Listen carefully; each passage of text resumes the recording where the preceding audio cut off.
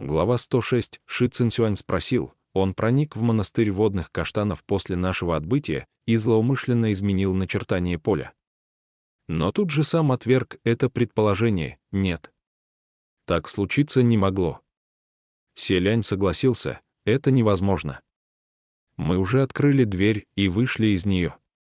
Даже если он проскользнул в монастырь после и внес изменения, мы все равно должны были оказаться в назначенном месте, ведь когда магическое поле пришло в действие, менять начертание бессмысленно. Поэтому у него оставалось всего одно мгновение на исполнение своего плана. Тот самый короткий миг, когда Мин И дорисовал поле, Ши Цинсюань задул свечу, и монастырь водных каштанов погрузился в темноту, но тогда это вновь расходилось с предыдущим суждением селяня. Ши Цинсюань произнес: «Но ведь совершенно ясно, что в монастыре находились лишь мы вчетвером». На клочке пространства монастыря водных каштанов уместились 3 небожителя и 1 князь демонов. Появись среди них кто-то лишний, разве могли они не заметить? Но если предположить, что это кто-то из 4, воспользовавшись темнотой, подтасовал карты, на кого падет наибольшее подозрение, Ши Цинсюань бросил невольный взгляд на Хуачена. И хотя тут же отвел глаза, от внимания последнего это не ускользнуло. Хуачен улыбнулся: «Что вы на меня смотрите? Если спросите моего мнения, вам не кажется, что повелитель Земли вызывает многим больше подозрений?» Мин И тоже одарил его взглядом вскользь. Хуачен продолжил: «Не ходите вокруг догадок о том, что кто-то внес поправки в магическое поле. Что, если он изначально нарисовал его неверно?» Мин И не выразил протеста. Он не выразил вообще ничего. А вот Ши Цинсюань не пожелал слушать. «Градоначальник Хуа, погодите-ка минутку. Я понимаю, что между вами случались конфликты. Но все же Мин Сюн вовсе не такой человек. В этот раз я временно попросил его о помощи, и у него нет никаких причин так поступать». Хуачен парировал: «Чтобы что-то сделать, причина вовсе не обязательна. На самом деле, даже на ваше превосходительство ложится немалое подозрение». Ши Цинсюань никак не ожидал такого поворота. Он указал на себя. «На кого?» «На меня». Хуачен хмыкнул: «Ага. Вор кричит: держи вора». Такие ситуации сплошь и рядом случаются. Для чего же именно вы явились? Если вы с вашим уважаемым братом действительно столь сильно боитесь истинного башка Пустослова, для чего наморали кучу бесполезных свитков? Если предположить, что это вы сговорились и придумали план, чтобы ввести нас в заблуждение и заманить сюда, такое тоже вполне вероятно». Судя по его взгляду, становилось ясно, он лишь беззастенчиво городит все, что взбредет на ум, но делает это с таким видом, что любой слушатель исполнится подозрений. Ши Цинсюань и сам начал колебаться. Неужели мне настолько нечем себя занять?» Хуачен усмехнулся: «Аналогично. Мне не настолько нечем себя занять». Он отвечал тем же выпадом, с каким нападали на него самого. Селянь же как раз задумался над важным делом, поэтому помахал рукой: «Ну, полно вам, перестаньте. Мы еще не разобрались с проблемой, а вы уже начали подозревать своих». Хуачен лишь хохотнул, но ничего не сказал. Его отношение было яснее ясного: помогать не станет, но и мешать тоже. Он здесь просто для того, чтобы развлечься. Не стоит возлагать на него надежд, но и с осторожностью остерегаться нет причин. Поколебавшись секунду, Селянь произнес: «На самом деле существует еще одна вероятность. А именно, пока его превосходительство, повелитель Земли, рисовал магическое поле в монастыре, кто-то изобразил более мощное поле снаружи, над дверью монастыря. Тогда Ши Цинсюань, чтобы Цзэжун снаружи их не услышал, бросил на дверь заклятие, поглощающее звуки, таким образом запечатав монастырь водных каштанов, отгородив от внешнего мира. Но если кто-то, напротив, решил бы что-то сделать снаружи здания, это было бы не в пример труднее обнаружить, чем внутри. А когда друг с другом столкнулись 2 одинаковых магических поля, победило сильнейшее. И эта победа определялась не только магическими силами исполнителя, но также и тем, что использовали для начертания рисунка. Мин И воспользовался старой киноварью, которую выбросили какие-то заклинатели, а Селянь подобрал, собирая мусор. Если же кто-то другой написал «подавляющее поле» при помощи свежей крови, разумеется, оно вышло на порядок сильнее. Ши Цинцюань сразу же принял эту версию снаружи. А может, это лазурный демон? Но в его состоянии, разве может он кому-нибудь пакостить? Селянь усомнился, вряд ли. Хуачен бесстрастным тоном произнес, он не сможет двигаться еще неделю. Но снаружи ведь оставался не только он один. Он будто на что-то намекал. Селянь произнес, в общем говоря, давайте пока не будем предаваться бессмысленным гаданиям, чтобы не подрывать доверие друг к другу. Он прошел пару шагов и затем добавил, слова этой твари прозвучали уж очень странно. Почему он сказал, что это место станет для повелителя ветров кошмаром, который он никогда не захочет вспоминать? Неужели мы здесь с чем-то столкнемся? Оглядевшись по сторонам, Ши Цинцюань нахмурился. Постойте. Кажется, это он не успел закончить фразу, как взгляд Мин и сделался суровым, и он нанес удар ладонью, целясь в голову Ши Цинцюаню. Селянь выкрикнул «Осторожно!» сзади, однако ладонь Мин и с громким треском разбила на части что-то широкое и прямоугольное. Этот предмет упал с потолка, едва не попав в голову Ши Цинцюаню. Тот отскочил на несколько чи и, похлопывая себя по груди, воскликнул «Опасно!» Как это было опасно, однако, когда повелитель ветров опустил взгляд, его зрачки резко сузились. Селянь тоже слегка изумился, подойдя посмотреть. Упавший предмет оказался табличкой, которую используют для написания названий храмов, и на ней красовались золотые иероглифы на синем фоне, гласящие «Храм ветров» и вот. Разбить табличку, украшающую храм небожителя, на две половины. Поистине нарушение серьезного запрета. Мин и опустил руку и застыл с невозмутимым лицом, а Ши Цинцюань, выйдя из легкого потрясения, махнул рукавом, чтобы смести расколовшуюся пополам табличку прочь из поля зрения, затем шепотом заговорил, всем держать случившееся в секрете. В секрете. Ни в коем случае никому не рассказывайте. Если брат узнает, что кто-то разбил его табличку, с ума сойдет от злости. Селянь развернулся. Так значит, это храм ветров, и вот, именно, заброшенное здание, из которого они вышли, оказалось храмом ветров, и вот. Повелитель вод являлся божеством богатства и процветания, а кто же не любит богатство? В храмах, где он был покровителем, огни благовоний не угасали, и подобная картина запустения и заброшенности казалась такой же невероятной, как если бы кто-то раскидал по улице бумажные деньги, оставив под ветром, солнцем и дождем, а их никто не подбирал. Ши Цинцюань вновь ворвался в храм.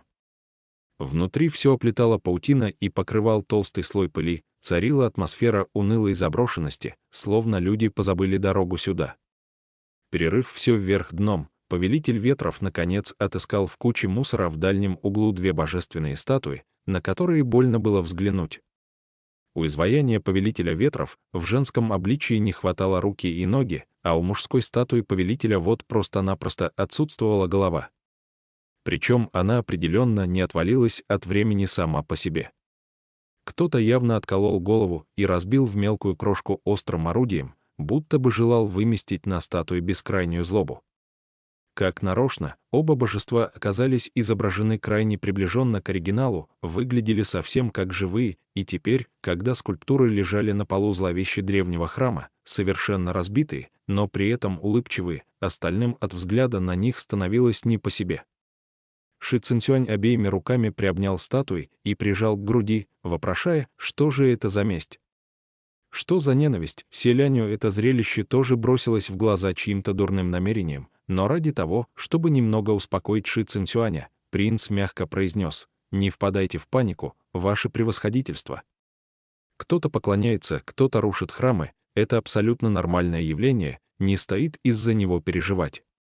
Наверняка это божок-пустослов специально подстроил, чтобы вызвать у вас страх и подпитаться магической силой». Мин же сказал коротко и ясно: «Ты в норме или нет? Не справишься, так давай вернемся». Ши Цинцюань стер пыль с лица своей статуи, стиснул зубы, покрепче сжал веер повелителя ветров и внезапно вскочил на ноги. «Я справлюсь. Посмотрим, что за зелье он продает в своем кувшине». Вчетвером они вышли из заброшенного храма ветров, и вот и прогулялись по поселку, который оказался очень тихим, спокойным, не процветающим, но и не упадочным, вообще ничего особенного. Лучше сказать, что единственной особенностью здесь были сами путники. Посреди толпы простых смертных они слишком сильно выделялись и внешностью, и осанкой, и нарядом. Поэтому вскоре им все же пришлось проскользнуть в неприметный переулок и переодеться. Селянь и без того носил довольно простые одежды, поэтому ему смена наряда не потребовалась. Остальная же троица полностью преобразилась с ног до головы. Пока Ши Цинцюань высказывал замечания по поводу одеяния Мин, и Хуачен надел простые черные одежды, наконец ровно забрал волосы и дополнил украшением из белой яшмы. Теперь небрежности в его образе стало меньше, зато настолько же прибавилось собранности. Теперь он стал похож на молодого Шиди какой-нибудь известной школы заклинательства, одаренного и в красоте превосходящего собратьев. Поистине, заставь государя хоть нищим обрядиться, все равно за попрошайку не сойдет. Он по-прежнему притягивал к себе взор. Селянь, глядя на Хуачена, даже поневоле вспомнил старую фразу «мужская красота» в черных одеждах и подумал, что это поистине так. Затем принц опомнился, посмотрел на повелителей земли и ветров, и ему на ум пришла одна мысль. «Сань Лан, я все время забывал спросить тебя кое о чем», — шепотом обратился к Хуачену принц. Тот, поправляя рукава, спросил, о чем. Селянь сложил ладонь в кулак, поднес ко рту, тихо кашлянул и так, чтобы это выглядело как бы невзначай, произнес: «Какой у тебя пароль для духовного общения, чтобы иметь возможность в любой момент обмениваться с кем-то мысленными сообщениями? Первым делом необходимо узнать пароль собеседника, он же позывной». К примеру, чтобы связаться с Ши Цинцюанем, сначала нужно про себя громко произнести следующие 4 строки шутливого стишка: «Повелитель ветров, талант прирожденный, повелитель ветров, как ветер вольный, повелитель ветров, добрее и честнее нет, повелителю ветров всего 16 лет». Конечно, другие небожители обычно пользовались иными паролями, сравнительно нейтральными, а не такими, которые язык не поворачивается произнести вслух. Свои пароли для духовного общения небожители высших должностей крайне редко давали кому-то, разве что тем, с кем находились в очень тесных отношениях, или же когда связи требовало важное дело. Хуачен, как непревзойденный князь демонов, разумеется, поступал так же. Пусть они с принцем были знакомы не так давно, но все же отношения между ними можно назвать довольно хорошими, и даже странно, что они до сих пор не обменялись паролями. Впрочем, если подумать, каждый раз в случае необходимости они сразу встречаются лично, поэтому знание паролей друг друга не столь необходимо. Селянь вообще никогда не спрашивал ни у кого пароль, поскольку, если ему что-то требовалось, он сразу выкрикивал просьбу прямо в сеть духовного общения, а для того, чтобы связаться с кем-то лично, мог просто взять его координаты из общей сети. Следовательно, принц впервые обратился к кому-то с просьбой дать свой пароль. Без опыта в таком деле его охватило легкое беспокойство, не поступает ли он слишком дерзко. Взгляд Хуачена заблестел, однако тот не шевельнулся, и Селянь почувствовал себя неловко. «Тебе это неудобно», — второпях сказал принц. «Ничего, ничего, не обращай на мою просьбу внимания. Я просто так спросил. Хотел кое-что обсудить без лишних ушей, вот и задал такой вопрос». «Могу придумать способ, как еще незаметно спросить», — Хуачен перебил, — «вовсе не неудобно». «Я очень рад». Селянь застыл, а Хуачен вздохнул. «Я очень рад, что ГГ наконец спросил меня. Поскольку ты ни разу не упоминал об этом, я думал, что тебе неудобно или ты не хочешь обмениваться паролем с посторонними, поэтому не просил тебя сам». И вот наконец-то дождался просьбы ГГ. Разве это можно назвать «просто так спросил»? Селянь облегченно выдохнул, его настроение мгновенно улучшилось. Взяв Хуачена за руку, он воскликнул: «Так значит, нас одолевали одинаковые сомнения». Прошу прощения, как раз последнюю фразу я сказал, не подумав, за нее перед Сань Ланом извиняюсь. Так. Твой пароль, взгляд Хуачена блеснул, он наклонился к принцу и сказал: «ГГ, слушай внимательно. Я скажу только раз. Вот мой пароль. Затем он шепотом произнес одну фразу, услышав которую, Селянь округлил глаза. Это пароль. Что правда? Сань Лан, ты не ошибся, Хуачен абсолютно спокойно ответил. Ага. Это пароль. Если не верится, ГГ, можешь попробовать прямо сейчас. Но как же осмелиться пробовать? Но ведь получается, каждый раз, чтобы обратиться к тебе, желающий должен мысленно сказать тебе эту фразу трижды.